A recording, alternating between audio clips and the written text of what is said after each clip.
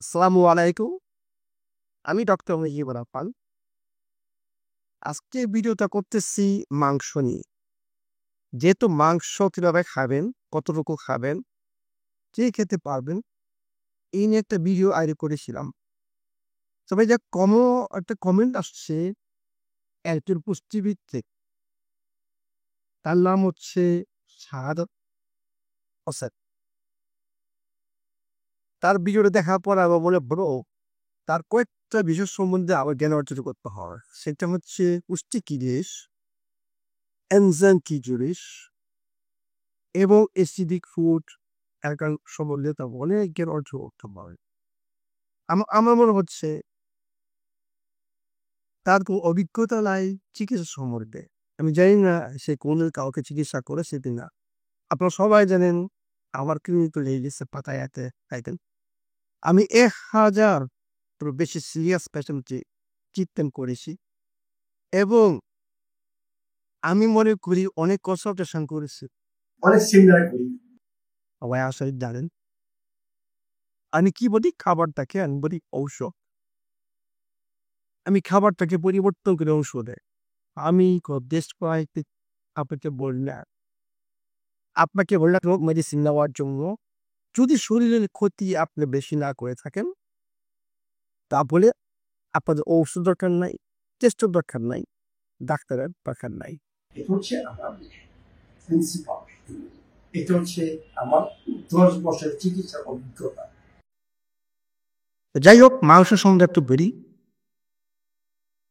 মাংস হচ্ছে একটা ম্যাক্রোনিউট্রিয়েন্টস। আমরা এটাকে প্রোটিন হিসাবে ইউজ করি।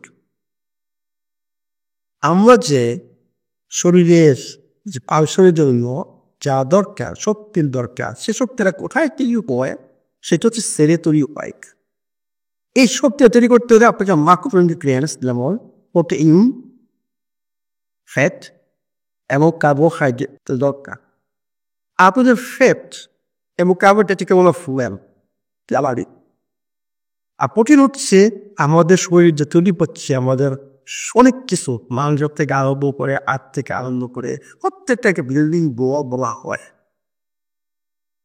এবং এইগুলা করতে যে এটা সেলই করে বলা, শক্তি তৈরি করে এবং নতুন নতুন অ্যামাইনো অ্যাসিড তৈরি করে, প্রোটিন তৈরি করে, যেটা আমাদের মাংস বা অন্য কিছুতে এনজাইম তৈরি করে, হরমোন তৈরি করে, এগুলো আমাদের সেল করে। এবং সেলের কাজটা করতে গেলে আপনার কি করতে হবে? আপনাকে জ্বালানি ফুয়েল দিতে হবে এবং এই ফুয়েলকে শক্তি তৈরি করতে হবে, অন্য জিনিস তৈরি করার জন্য যা দরকার সেগুলো সব পেতে হবে। ওইগুলাকে বলা হয় অ্যাকচুয়ালি মাইক্রোনিউট্রিয়েন্টস, এগুলো পুষ্টি। এবং ওইখানে আমাদের শ্রেণীর ভিতর হচ্ছে কেমিস্ট্রি, ফিজিক্স, ম্যাথমেটিক্স। কয়টা দিলেন, কয়টা এলো, কয়টা নিল, কার সাথে কি নিয়ে এলো, বাইরে আপনি মেশন কি হচ্ছে, এই হচ্ছে অ্যাকচুয়ালি শ্রেণীতে ঘটতেছে। এখন এই ফাংশনটা করতে গেল আপনার বারের পিএইচডি ঠিক রাখতে হবে এবং সেলের ভিতরে পিএইচডি থাকতে হবে, তখনই এই রেশিওগুলো ঠিক হতে হবে। আমি বলতেছি কি ওর যে নাই অ্যাসিডিক ফুড, ক্যালকাল ফুড সম্বন্ধে। অ্যাসিডিক ফুড হচ্ছে ওই ফুড যেই ফুডে অ্যাসিডিক মিনারেলস বেশি থাকে। ক্যালকাল ফুড হচ্ছে ওই ফুড যেই ফুডে আপনার ক্যালকাল মিনারেলস বেশি থাকে।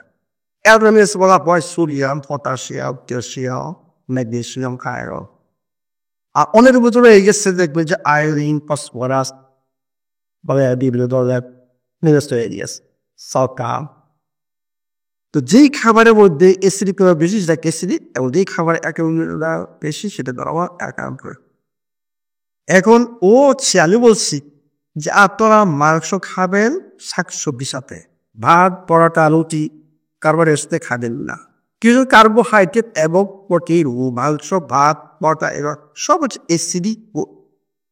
এবং এই যে আপনি আপনার খান মাংসের সাথে ভাত বা পরোটা, এটা যেহেতু আপনার মেটাবলিজম, আপনার মেটাবলিজম হচ্ছে বাইরে থেকে না, আপনার ডাইজেস্ট নবনে, মানে আপনার বডি প্রচুর পরিমাণ অ্যাসিডিক বস্তুটি হবে এবং এগুলো যদি একটু রেস্ট না করতে পারে, তখন বডি যে ব্লাডের যে পিএইচ একবারে একটা সংকীর্ণ একটা রেঞ্জ হবে থাকে, সেটা অ্যাসিডিক কেটে চলে আসবে, তখন আপনার বডি অ্যাসিডিক হবে।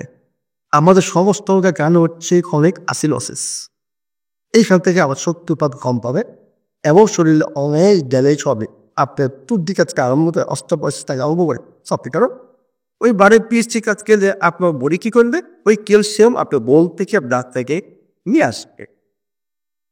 এই জন্য বলি যে আপনারা মাংস খাবে শাক সবজি দিয়ে। শাক সবজি কি রয়ে গেছে, অ্যালকোহল মিনারেলস, প্রচুর পরিমাণে অ্যালকোহল মিনারেলস।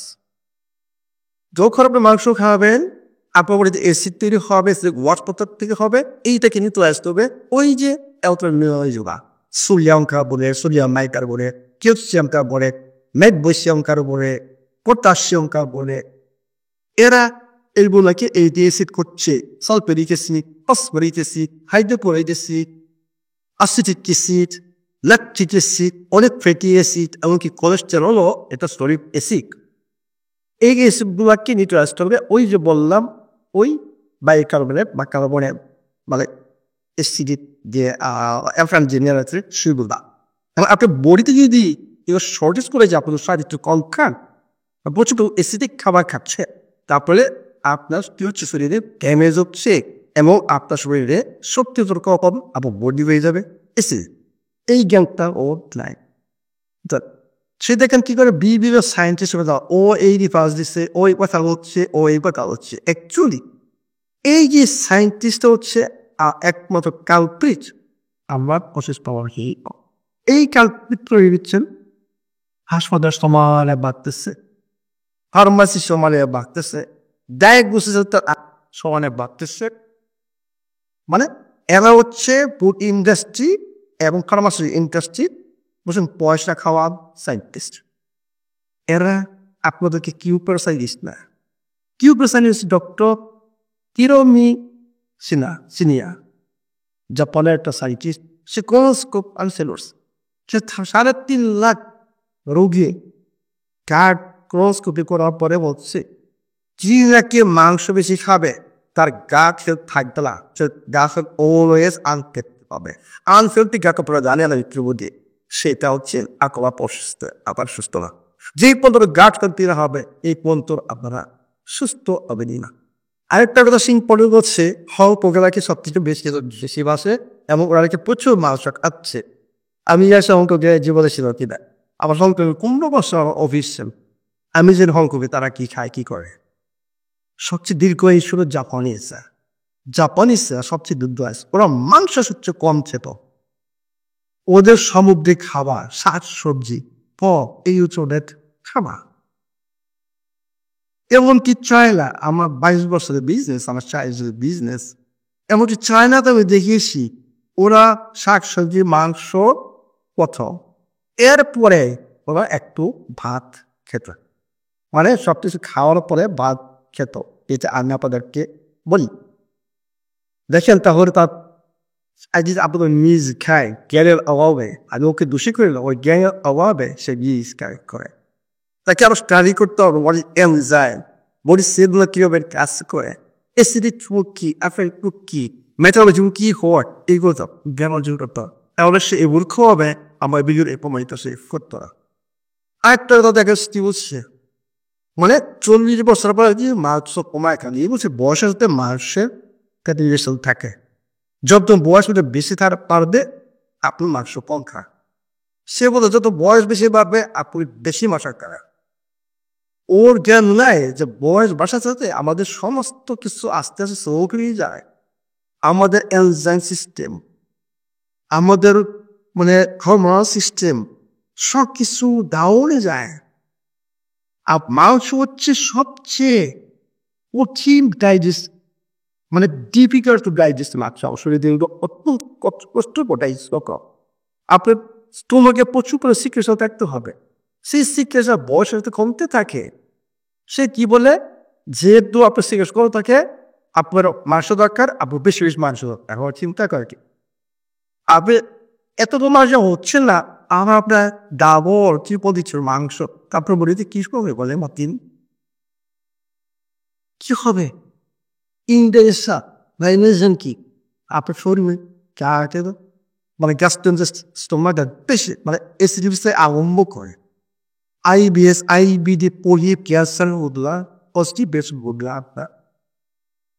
আপনার ট্রাই করেন, ওর কথা অনুসারে আপনার মেট্রো খান, খেয়ে দেখে বলে। আর একটা গাধার মতো একটা কথা বলছি কি, যেমন মাংস খাও, not only grass meat or ঠারি। বলে আমি যেই মাংসের কথা বলি, যেই গরু রোদ্রে ঘুরতেছে, ভিটামিন ডি তার শরীরে প্রচুর পরিমাণে আসতেছে, যে গরু নেশরে ঘাস খাচ্ছে, ঘাস থেকে তার প্রচুর করে ওমেগা 3 আসতেছে, এই গরুর মাংস তো ওমেগা 3 প্রচুর হয়ে গেছে, এই গরুর মাংসতে প্রচুর পরিমাণে অ্যালকানি যা হয়ে গেছে, শক্তি পাতল যা দরকার। আর ওই সেই গরুর মাংস কা, আর সেই তো পাবনা গরুর মাংস খেতে পারে, নো প্রবলেম। আর বলতে কি অ্যান্টিবায়োটিক হরমোন, এই যে এই মানুষকে জন্য আজকে নিয়ে গিয়ে অপবর্ষে নিয়ে যাওয়া বড় ইমব্যালেন্স, এমন ছেলেরা মেয়ে হয়ে যায়, কিছু অ্যাস্ট্রোজেন ব্যাস হয়ে যায়, 30-28 বছরে সেক্সুয়াল লাইফ নাই তাহলে এই গরুর মাংস খাওয়ার জন্য 5 মাস। তাহলে এই যে এই ধরনের পুষ্টি দিয়ে এবং কারণ যে ডাক্তার, ইন্টারভিউ ডাক্তার, ওরাই আপনাদেরকে মিসগাইড করতেছে। ওদের উদ্দেশ্য হচ্ছে আপনাদের অসুস্থ করার। আলো এটা দায়িত্ব জ্ঞানের অভাবে, জ্ঞান অর্জন করুন, সঠিক জ্ঞান অর্জন করুন, কাউ তো অন্তরাবে শুনবেন না। আমি ওদেরকে বলবো যে ডক শাহাদত পুষ্টি শাহাদত বলবো, আপনাকে কোন জীবনে কাকে কোনো ক্লিনিকে আপনার ক্লিনিক আছে? আমি 10 বছর যাবৎ হাজারের পর সিরিয়াসুডিত ট্রিটমেন্ট করে আসছি। আমি বলি আমার অভিজ্ঞতা থেকে আপনার এই যে গবেষণার এসব দরকার নাই। আমি পড়াশোনা করি এবং সেটা প্রয়োগ করে আমার নিজের শরীরের উপর প্রথম, এরপরে আমি রোগীদের উপর প্রয়োগ করি। এরপরে আপনাদেরকে কথা আসবে। আমার এসব গবেষণা সায়েন্টিস্ট মানে আপনাদের তত্ত্ব মতে এসব দরকার হয় না। আমি করবো, I know what is spell, how our cells working. What is food? Food is medicine. আমি ফুডকে সবসময় মেডিসিন, দিস ইজ মেডিসিন। তাহলে আমি আমার ওদেরকে বলবো আপনারা মিসগাইড হবেন না। এবং যারা এইসব করতেছে ওদেরকে বলবো প্লিজ জ্ঞান অর্জন, সঠিক জ্ঞান অর্জন করো, কোনোদিন ফাঁসা দরকার নাই। আমি দেখছি কোথাও কারোই কাজ করি না, আমার পথে দেখেন ওই সাইড দিস ওই সাইড কি বলছি, no, I can listen to him, but I should try. আমার নিজের মতামত আমি আমার অভিজ্ঞতা থেকে বলি, আমি ট্রিটমেন্ট করেছি, আমি জানি এই পুষ্টিবিদ আবার ইন্টার্ন ডক্টর তিনি খাসে কিনা, ট্রিটমেন্ট করেছে কিনা, বা শুধু ভিডিও করে চলে যাচ্ছি আমি। তাহলে আমি রিকোয়েস্ট করবো আমার পড়াটাকে মিসগাইড হবেন না, মাংস খাবেন। মাংস খাওয়ার শর্ত হচ্ছে নাম্বার 1 অর্গানিক মানে ন্যাচারাল গ্রাস ফেড মাংস খাবেন, এবং বয়স অনুসারে ইয়াং বয়স আপনি মাংস পান দেরি নো প্রবলেম, কিন্তু মাংসটা আপনাকে অবশ্যই স্বাস্থ্যের দিকে খেতে হবে, পরোটা ভাত এসব খাবেন না। তাহলে সঠিক জ্ঞান অর্জন করতে বলি পুষ্টিবিদ শাহাদত হোসেনকে। ভালো থাকুন, সুস্থ থাকুন।